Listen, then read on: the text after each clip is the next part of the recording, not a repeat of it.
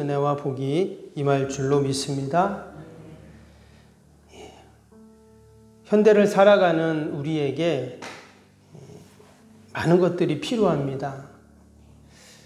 특별히 의식주에 대한 부분은 아마 가장 우선순위가 되죠. 우리가 입는 것, 또 먹는 것, 또 우리가 살아야 할 집은 너무나 중요합니다. 시대와 문화, 또 상황에 따라 조금 다를 수는 있겠죠. 우리가 조금 더 좋은 옷을 입을 수 있고, 조금 더 맛있는 음식을 먹기도 하고, 또 조금 더 좋은 집에서 우리가 살 수도 있습니다. 그러나 동서고금을 또 빈부귀천을 막론하고 늘 우리는 의식주에 대한 그러한 생각들이 있습니다. 근데 오늘 본문에 나오는 이제 아브라함이 이렇게 보면은 이 아브라함은 그런 삶의 우선순위가 조금 달랐다는 것을 알 수가 있습니다. 뭐가 달랐는가? 우리가 이제 아브라함을 믿음의 조상이다 이렇게 말을 하는데, 과연 그의 삶의 우선순위는 무엇이었는가? 우리가 함께 살펴보면서 우리가 6월 한 달도 하나님께 영광 돌리는 저와 여러분이 될 수 있기를 바랍니다. 오늘 말씀은 우리가 잘 아는 말씀이죠. 아브라함이 하나님께 부름을 받는 그런 내용입니다. 어느 날 하나님이 아브라함에게 나타나서 너의 고향 집을 떠나라 말씀합니다. 그리고는 그러면 내가 너에게 큰 민족을 이루고 내 이름을 창대하게 하고 복을 주겠다 이렇게 말씀을 하셨습니다. 이어지는 4절에 보면 아브라함이 그 하나님의 음성을 듣고 말씀을 듣고 순종을 합니다. 그의 나이가 75세였는데 근데 순종을 하는데 4절에 뭐라고 시작합니까? 4절에 보니까 예라고 나왔어요. 그러니까 1절에서 3절까지 하나님께서 하신 말씀 이후에 아브라함이 실천하는 그 기간이 오래 걸리지 않았다는 말이죠. 하나님 말씀하시고 이에 아브라함이 이제 떠나게 됐습니다. 즉각적으로 그가 순종을 했다는 것이죠. 근데 그가 고향을 떠났다고 해서 바로 약속의 땅에 들어가는 건 아니었죠. 오늘 5절을 보시면 5절 끝부분에 뭐라고 했습니까? 가나안 땅으로 가려고 떠나서 마침내 가나안 땅에 들어갔다 그랬어요. 마침내 들어갔다 하니까 그가 약속의 땅까지 도달하는데 뭐 성경에 나오지 않지만 상당한 시간과 일들이 있었다는 것을 알 수가 있어요. 마침내 들어갔다. 고대 사회에서 고향을 떠난다는 것은 큰 모험이고 위험입니다. 생명을 담보로 하는 그러한 떠남이었어요. 그러나 그가 하나님의 약속의 말씀을 붙잡고 가니까 하나님이 그를 꼭 지켜주셨죠. 우리가 6월 한 달도 오직 하나님의 말씀을 꼭 붙잡고 우리가 살 수 있기를 바랍니다. 하나님이 분명히 아브라함처럼 우리를 꼭 지켜주시고, 그리고 마침내 그가 가나안에 들어갔던 것처럼 하나님의 마침내 우리를 약속의 땅으로 분명히 인도하실 줄로 믿습니다. 그런데 그가 이제 가나안 땅에 도달했는데 또 문제가 있어요. 그게 뭡니까? 6절을 보시면 아브라함이 그 땅을 지나 모래 땅 상수리 나무에 이르니 그때에 가나안 사람이 그 땅에 거주하였더라. 그 땅에 가보니까 이미 그 땅에 오랫동안 정착해 있는 원주민들이 있었죠. 가나안 사람들이 있었습니다. 지금 아브라함은 나그네에 불과하죠. 그리고 그 땅에 원래 정착했던 사람들이 있어요. 그러면 그 사람들이 아브라함을 어떻게 볼까요?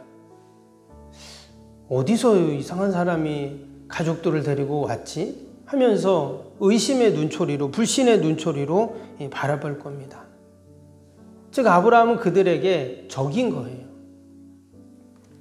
그때 이제 하나님이 다시 나타나셔서 이제 말씀을 합니다. 그게 오늘 7절이거든요. 7절을 보시면 여호와께서 아브라함에게 나타나 이르시되 내가 이 땅을 내 자손에게 주리라 하신지라.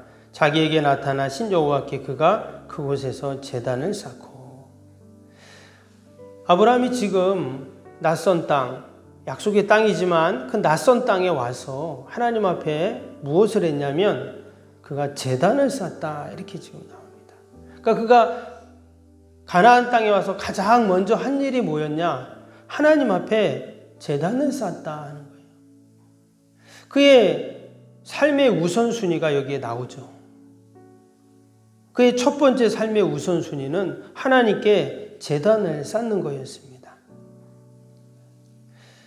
할 일이 많이 있는데 특별히 보면 여기 이제 장막을 또 쳤다는 말도 나오는데 이 장막이라는 것은 우리의 육신의 필요를 대표하는 것이라고 한다면 지금 제단은 영적인 필요를 대표하는 것이라고 말할 수가 있어요. 하나님 앞에 자신의 믿음을 표현하는 것이고 또 하나님과 교통하고 만나는 곳이고 그래서 아브라함은 가는 곳마다 뭐를 하냐? 그의 발길 닿는 곳마다 제단을 쌓게 됩니다.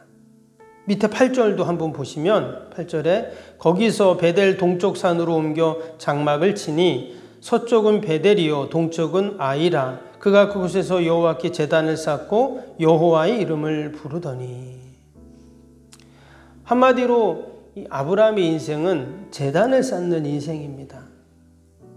당연히 우리는 이 구약에 나오는 이 제단을 쌓는다는 이 문자적인 의미로 정말 우리가 제단을 쌓을 이유는 없죠. 예수님께서 십자가에서 돌아가신 이후 우리는 더 이상 제단을 쌓을 필요가 없습니다. 그러나 이 제단과 제사가 우리가 신약적으로 해석을 한다면 바로 예배를 의미하는 것이죠. 그래서 아브라함이 제단을 쌓은 것은 예배를 드리기 위해서였어요. 그가 새로운 땅에서 할 일이 참 많았는데 가장 먼저 그가 왜 예배를 우선순위로 그가 삼았는가? 그것은 첫 번째로 그가 하나님께 감사하기 위해서였습니다. 7절을 다시 보시면 여호와께서 아브라함에게 나타나 이르시되 내가 이 땅을 내 자손에게 주리라 하신지라 자기에게 나타나신 여호와께 그가 그곳에서 제단을 쌓고 그랬어요. 그가 제단을 쌓은 이유가 뭐냐면 자기에게 나타나신 여호와께 그가 하나님이 자기에게 나타나신 것에 대해 나타나신 이유는 말씀하시기 위해서였죠. 그가 하나님의 말씀을 들으면서 이렇게 제단을 쌓았다는 것입니다. 지금 아브라함이 가나안 땅에 왔지만 약속의 땅에 왔지만 실제로는 가나안 땅은 그의 땅이 아닙니다. 이미 정착해 있는 사람들 땅이었어요. 그의 땅은 한 평도 없습니다. 그런데 그에게 뭐가 있죠? 하나님의 약속이 있죠. 하나님께서 내 자손에게 이 땅을 주겠다 하는 약속이 있어요. 이 말씀이 있습니다. 그래서 아브라함은 아무것도 없는 것 같지만 이미 그 땅을 다 가지고 있는 것이죠. 아멘. 그래서 그가 하나님 앞에 감사했던 것입니다. 눈에 보이는 것이 있고 없고의 감사가 아니라 그가 하나님의 말씀이 그에게 있고 약속이 있고 또 하나님이 그에게 있기 때문에 그것이 감사의 기준이 되고 이유가 되었다는 것입니다. 여러분 우리가 6월 한 달도 하나님 앞에 감사의 삶을 우리가 살아야 할 줄로 믿습니다. 그런데 무엇이 있고 없고의 감사가 아니라 우리가 지금 6월이 이제 오늘 6월 첫날인데 첫 시간인데 우리가 지금 하나님께 감사해야 되잖아요. 이 6월 한 달을 하나님께서 우리에게 주신 것에 감사하고 또 이 한 달 동안 하나님이 우리와 함께 하시고 도우심을 우리가 미리 감사하는 거잖아요. 그럴 때 하나님께서 더 큰 감사의 조건들을 허락하실 줄로 믿습니다. 그래서 여러분 우리가 주일날도 이렇게 감사헌금을 하잖아요. 지난 한 주간 있었던 것도 우리가 감사하지만 주일은 그 한 주간의 첫날이거든요. 그래서 우리가 한 주를 시작하면서 여러분 미리 감사하시면 좋습니다. 예를 들어서 이번 주에 아이가 시험이 있어요. 그러면 시험 끝나고 다음 주에 감사하는 게 아니라 먼저 감사하는 거예요. 하나님 이번 주에 아이가 시험이 있는데 하나님께서 함께 하실 줄 믿습니다. 감사합니다.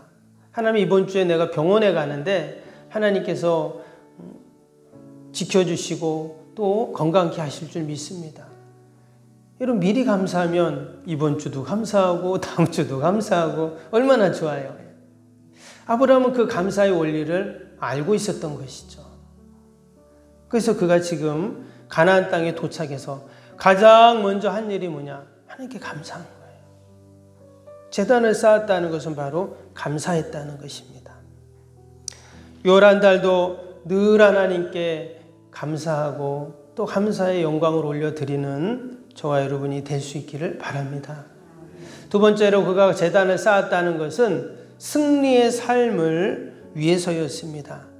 6절 다시 보시면 아브라함이 그 땅을 지나 세겜 땅 모래 상수리 나무에 이르니 그때 가나안 사람이 그 땅에 거주하였더라.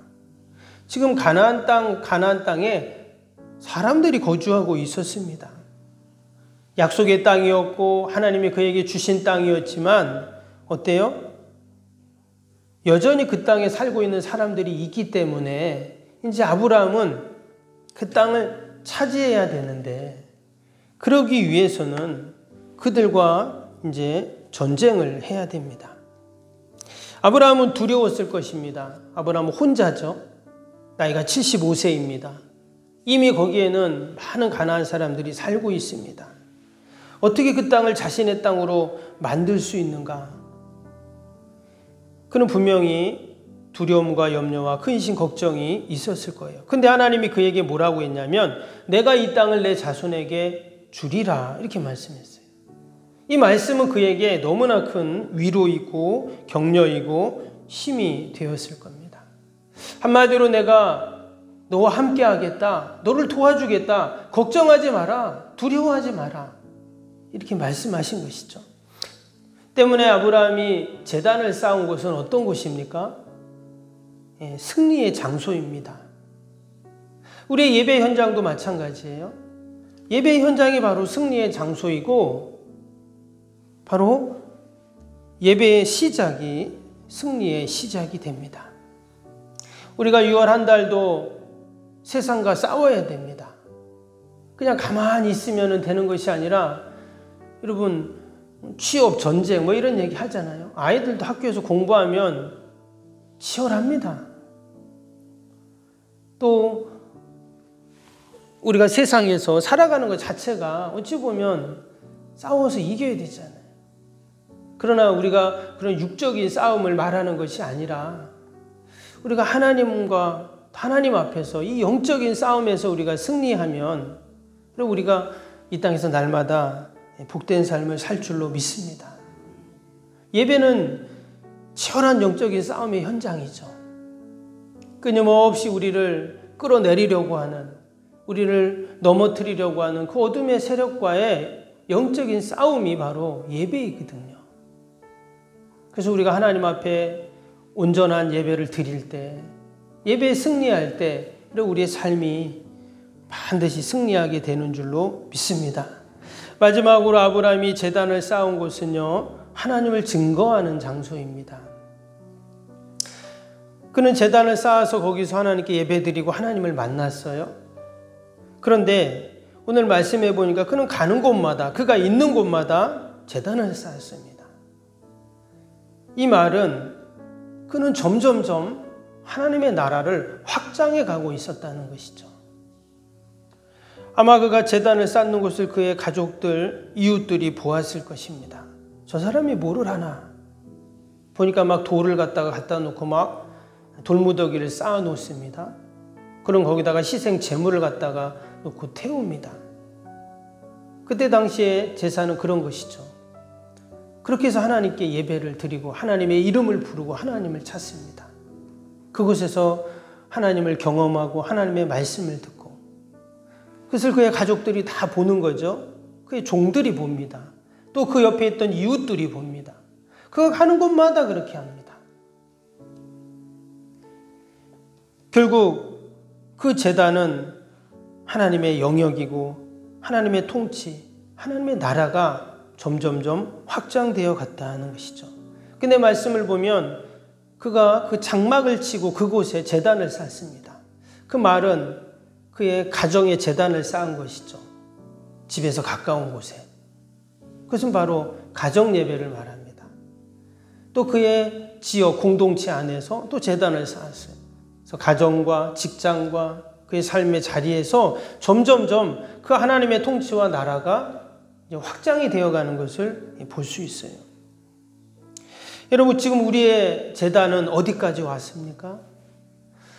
우리도 우리의 제단이 점점점 여러분 확장되어 가야 할 줄로 믿습니다. 그래서 우리가 만나는 자들에게 주의 복음을 전하고 또 그들을 위해서 기도해주고 또 내가 있는 곳에서 하나님께 늘 예배하고 이렇게 해서 우리가 하나님을 증거하는 삶이 우리의 삶의 우선순위가 되어갈 때 우리가 6월 한 달도 승리하는 복된 하루가 한 달이 될 줄로 믿습니다.